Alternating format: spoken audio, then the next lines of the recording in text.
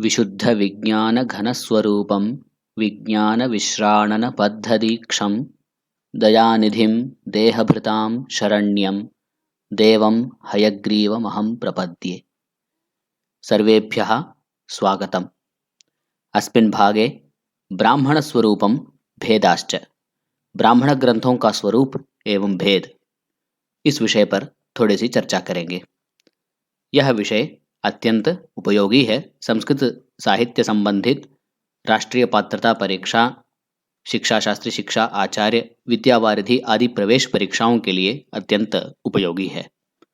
तो आइए इस विषय पर थोड़ी सी चर्चा करते हैं। ऋग, यजुः, साम और अथर्व भेद से वेद 4 हैं। वेद का लक्षण शास्त्रकारों ने विविध प्रकार से किया है। उसमें एक लक्षण आचार्य सायण कहते हैं, इष्ट प्राप्ति अनिष्ट परिहारयोः अलौकिकम उपायम यह ग्रंथः वेदयति स वेदः। ऐसा इन्होंने तैत्तिरीय संहिता के भाष्योपक्रम में लिखा है। तो ब्राह्मण शब्द, ब्राह्मण इस शब्द का अर्थ इस संदर्भ में क्या है, इस विषय पर थोड़ी चर्चा करेंगे। ब्राह्मण शब्द का अर्थ नपुंसक लिंग में प्रयुक्त ब्राह्मण शब्द ग्रंथवाची है। इसलिए मेदिनी कोश में कहा गया है, ब्राह्मणम ब्रह्म संघाते वेद भागे नपुंसकम। तो वेद का 2 भाग है ऐसा पता चलता है। वह 2 भाग क्या है? महर्षि जैमिनी कहते हैं, तच्चोदकेषु मंत्राख्या शेषे ब्राह्मण शब्दः। और आपस्तंभ महर्षि भी लक्षण बताते हुए कहते हैं, मंत्र ब्राह्मणयोः वेद नामधेयम। तो यहाँ यह सिद्ध हुआ, वेद शब्द राशि के, वेद राशि के, वेद नामक ग्रंथ राशि के 2 भाग हैं, एक भाग ब्राह्मण, एक भाग मंत्र। तो इसी क्रम में आगे जैमिनीय न्यायमाला में माधवाचार्य भी कहते हैं, मंत्र ब्राह्मणात्मक शब्द राशि ही वेद है। इस बात की पुष्टि करते हुए वह भी बताते हैं, मंत्रश्च ब्राह्मणं चेति द्वौ भागौ तेन मंत्रतः अन्यत् ब्राह्मणमित्येतत् भवेत् ब्राह्मण लक्षणम। इसी पंक्ति की व्याख्या करते हुए ऋग्वेद भाष्य भूमिका में आचार्य सायण कहते हैं, मंत्र ब्राह्मण रूपौ द्वावेव वेद भागौ इत्यंगीकारात् मंत्र लक्षणस्य पूर्वम् अभिहितत्वात् अवशिष्टः वेद भागः ब्राह्मणम इत्येतल्लक्षणम भविष्यति। अर्थात मंत्र और ब्राह्मण रूपी 2 ही वेद भाग ऐसा अंगीकार करने से, मंत्र लक्षण कह देने से, तो मंत्र के अलावा अवशिष्ट वेद भाग को ब्राह्मण कहते हैं, यही लक्षण है, ऐसा आचार्य सायण कहते हैं। तो यह ब्राह्मण अर्थात ब्रह्म संबंधी, ब्रह्म शब्द का यहाँ 2 अर्थ है। एक अर्थ है मंत्र, एक अर्थ है यज्ञ। इसी क्रम में आगे ब्राह्मणम नाम कर्मणः तन्मंत्राणां च व्याख्यान ग्रंथः, ऐसा आचार्य भट्ट भास्कर कहते हैं। तैत्तिरीय शाखा के भाष्यकार श्री भट्ट भास्कर आचार्य कहते हैं, ब्राह्मणम नाम कर्मणः तन्मंत्राणां च व्याख्यान ग्रंथः। ब्राह्मणम अर्थात कर्म, यज्ञ यागादि के और उन मंत्रों के व्याख्यान रूपी जो ग्रंथ है वह ब्राह्मण कहलाती है। वाचस्पति मिश्र जी भी कहते हैं, ब्राह्मण के विषय वर्ण के अनुसार वह निरुक्त कहते हैं, नैरुक्त्यम यस्य मंत्रस्य विनियोगः प्रयोजनम प्रतिष्ठानम विधिश्चैव ब्राह्मणम तदिहोच्यते, ऐसा कहते हैं। तो ब्राह्मण भाग में भी 2 विषय है, एक अर्थवाद वाक्य, एक विधि वाक्य। ब्राह्मण में अर्थवाद वाक्यों की प्रामाणिकता बहुत ही प्रयास से पूर्व मीमांसा शास्त्रकारों ने सिद्ध किया है। यज्ञ में प्रवृत्त कराने वाले ब्राह्मण वाक्यों को विधिवाक्य कहते हैं। आपस्तंभ यज्ञ परिभाषा में कहा गया है, कर्म चोदना ब्राह्मणानि ब्राह्मण शेषः अर्थवादः। कर्म चोदना, कर्म में प्रचोदित करने वाले वाक्य ब्राह्मण हैं, तो ऐसे ब्राह्मण वाक्यों के अलावा अन्य वाक्य अर्थवाद है। यह विधिवाक्य एवं अर्थवाद वाक्य दोनों एक वाक्यता को संपन्न करते हुए अपने आप में प्रमाण को स्थापित करते हैं। कैसे? वह इस सूत्र से आप देख सकते हैं। विधिना त्वेकवाक्यत्वात् स्तुत्यर्थेन विधीनां स्युः कहते हैं मीमांसा सूत्र में। विध्यर्थवादौ साकांक्षौ प्राशस्त्य पुरुषार्थयोः तेनैक वाक्यता तस्मात् वादानां धर्ममानता। जैमिनीय न्यायमाला में माधवाचार्य। विधि और अर्थवाद परस्पर एक दूसरे की आकांक्षा करता है, परस्पर साकांक्षा रहता है। विधि भाग अपनी प्रशंसा की वाक्यों को आकांक्षा करता है और स्तुति वाक्य अपनी विधि वाक्य की आकांक्षा में रहता है। इसीलिए पुरुषार्थ को साधित करने में दोनों एक वाक्यता का संपादन करते हुए धर्म में प्रमाण हैं। तो इस ब्राह्मण भाग को, वेद के एक भाग को शबर स्वामी, शंकराचार्य, कुमारिल भट्ट, भगवान रामानुज, उव्वट, महीधर, मेधातिथि, धूर्तस्वामी, कर्काचार्य आदि प्रसिद्ध भाष्यकार एवं आचार्यों ने ब्राह्मण ग्रंथों की श्रुति रूपता स्वीकार किया है। उपर्युक्त कथनों से स्पष्ट प्रतीत होता है कि ब्राह्मण ग्रंथों का प्रमुख विषय यज्ञ का वर्णन है। यज्ञ में प्रवृत्त कराने वाले ब्राह्मण वाक्य ही विधिवाक्य है। यह सब हमने देखा है।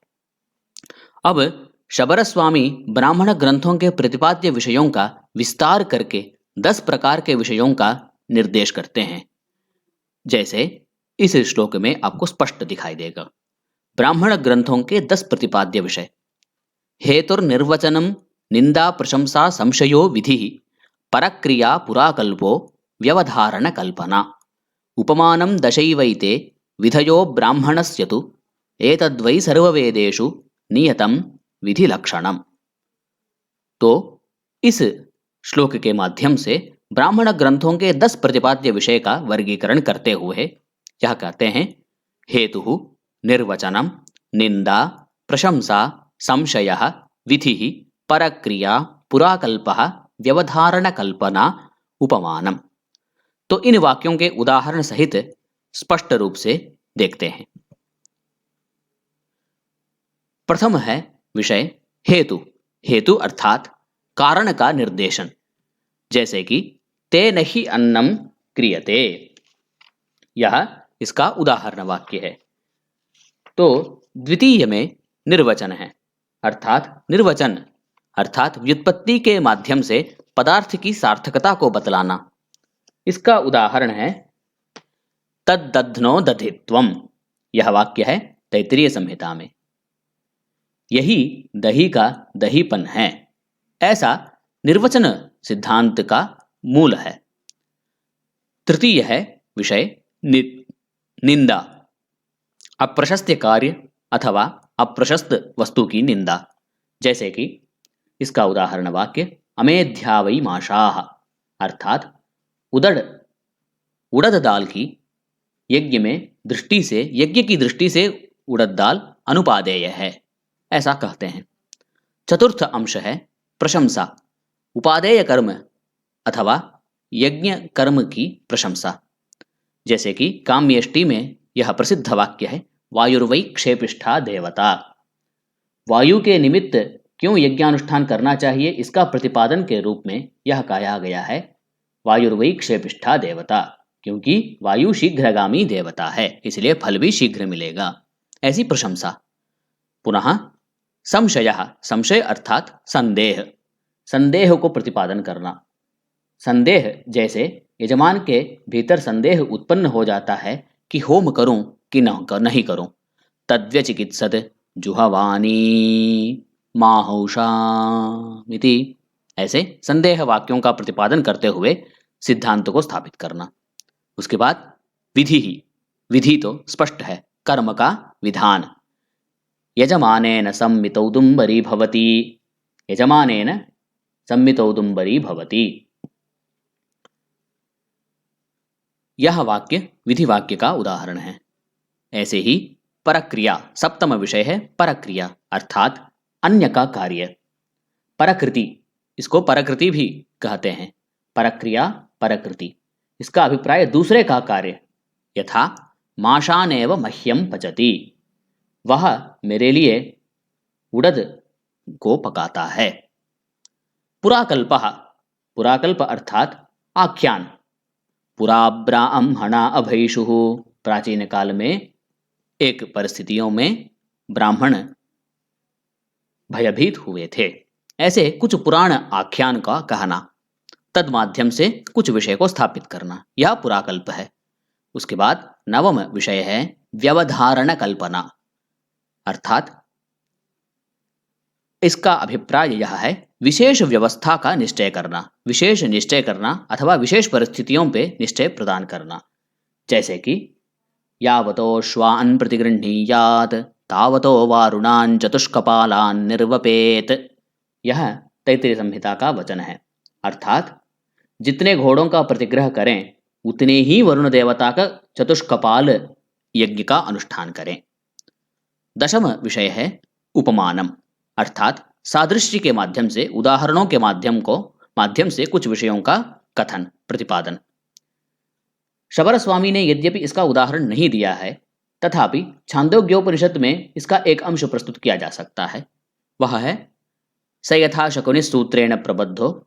उसके बाद अन्य वाक्य भी, सूर्यस्य पश्य श्रेवानम योन तंद्रयते चरन।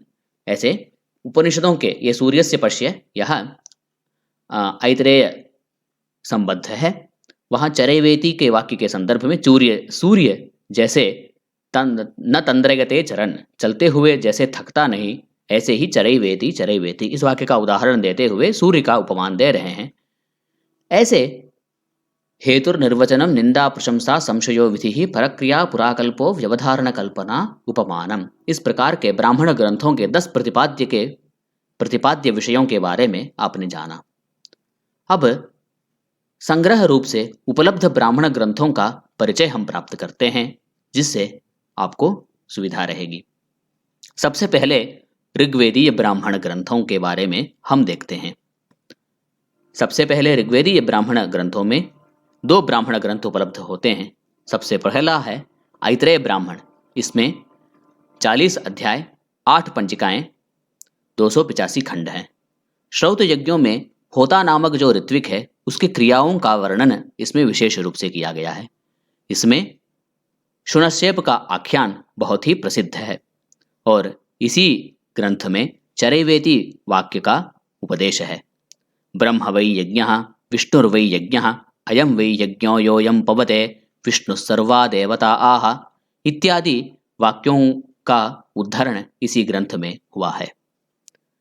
दूसरा ब्राह्मण है शांखायन ब्राह्मण अथवा कौशितकी ब्राह्मण। इस ब्राह्मण ग्रंथ में 30 अध्याय हैं, 266 खंड हैं। अग्नियाधान, सोमयाग, अपोनप्त्रीय आदि यज्ञों का वर्णन है।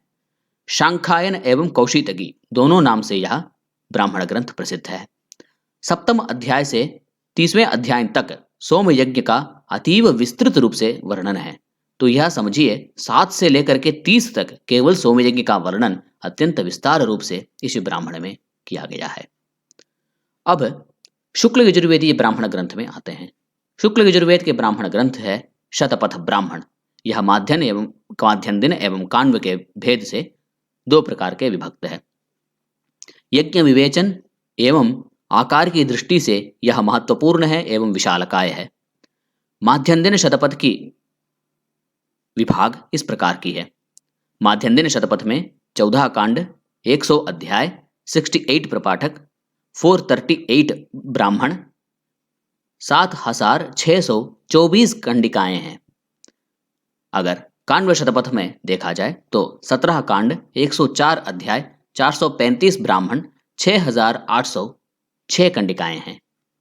माध्यन दिन शतपथ का प्रारंभ दर्शपूर्ण मासेष्टि से होता है और काण्व शतपथ का शुरुआत आधान पुनराधान कर्म से प्रारंभ होता है।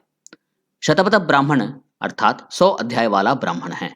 पथ शब्द यहाँ अध्यायवाची है। शतपथ ब्राह्मण के अध्ययन से सभी वेदों का अर्थावगमन होता है, ऐसा आचार्य सायणाचार्य मुक्तकंठ कहते हैं। वासना विशदा यत्र मंत्रार्थानामशेषतः प्रायेणाध्वर्यवं कर्म पूर्णं शाखांतरैर्विना करामलकवद्यत्र परम तत्वं प्रकाशितम्। इस श्लोक के माध्यम से यह दृष्टिगोचर है। कृष्ण यजुर्वेदीय ब्राह्मण ग्रंथ में एक ही ब्राह्मण ग्रंथ है जो तैत्तिरीय ब्राह्मण के नाम से प्रसिद्ध है अध्ययन अध्यापन में। 3 अष्टक अथवा 3 कांड में विभक्त है, जिसमें कुल 36 प्रभाटक हैं। शतपथ के तुल्य यह ब्राह्मण भी विशालकाय है।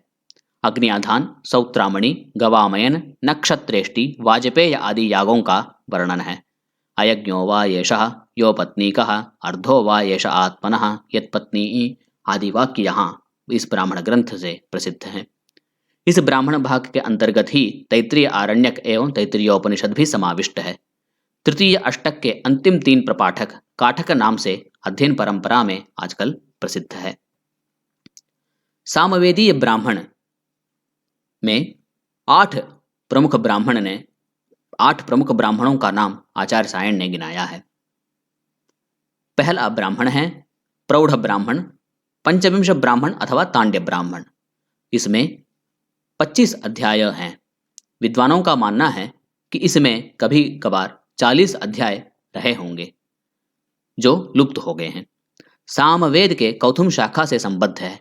विषय गंभीरता के कारण इसको प्रौढ़ ब्राह्मण कहते हैं। दूसरा है षड्विंश ब्राह्मण। इस षड्विंश ब्राह्मण में 6 अध्याय हैं। तांड्य ब्राह्मण का परिशिष्ट भाग इसको माना जाता है। कौथुम शाखा से यह ब्राह्मण संबद्ध है। सायणाचार्य ने इसको तांडक शेष कहकर तांड्य ब्राह्मण का परिशिष्ट कहा है।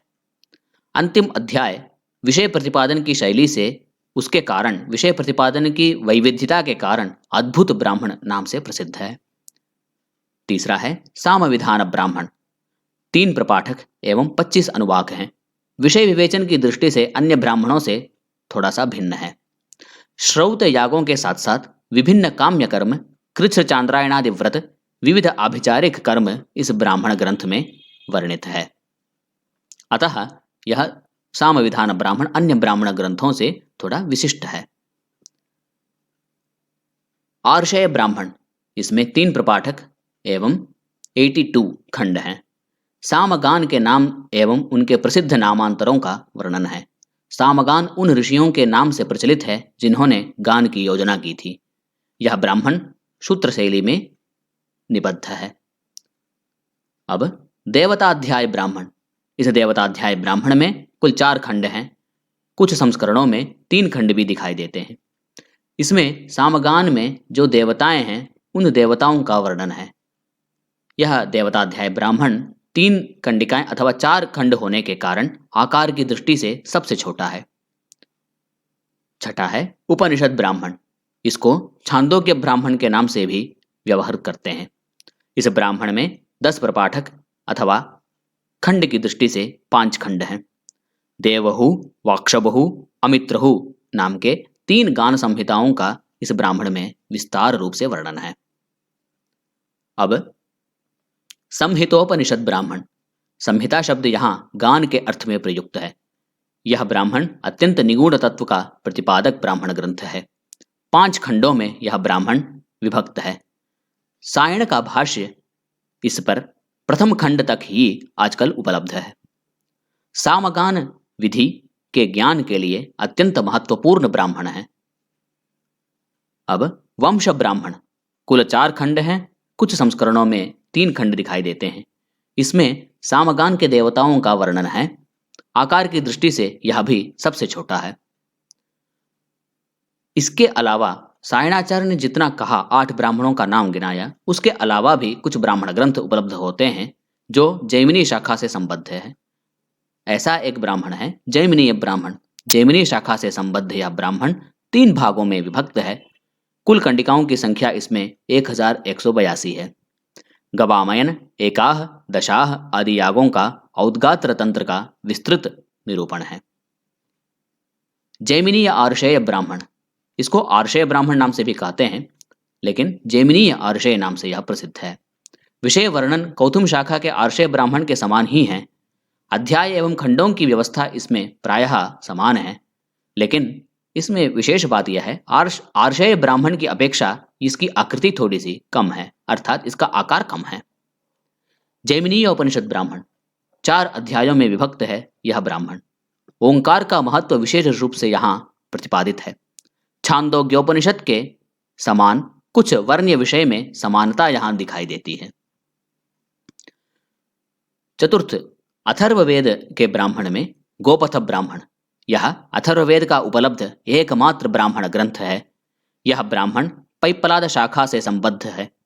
गोपथ ब्राह्मण में दो भाग हैं, पूर्व एवं उत्तर भाग।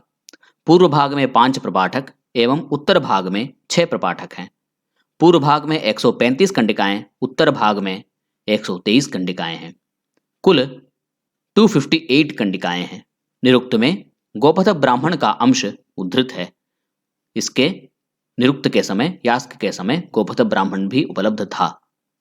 चरणव्यूह के अनुसार गोपथ ब्राह्मण में 100 प्रपाठक थे, लेकिन संप्रति इसमें 11 प्रपाठक ही हैं। अध्ययन की दृष्टि से संप्रति उपलब्ध 16 ब्राह्मण ग्रंथों के नाम एक तालिका के माध्यम से यहाँ दिया गया है। इसका अवलोकन करें एवं अपने मन में ध्यान से इसको बैठाएं। परीक्षा की दृष्टि से यह अत्यंत उपयोगी होगा। आजकल उपलब्धमान ब्राह्मण ग्रंथों में केवल 16 ही उपलब्ध होते हैं।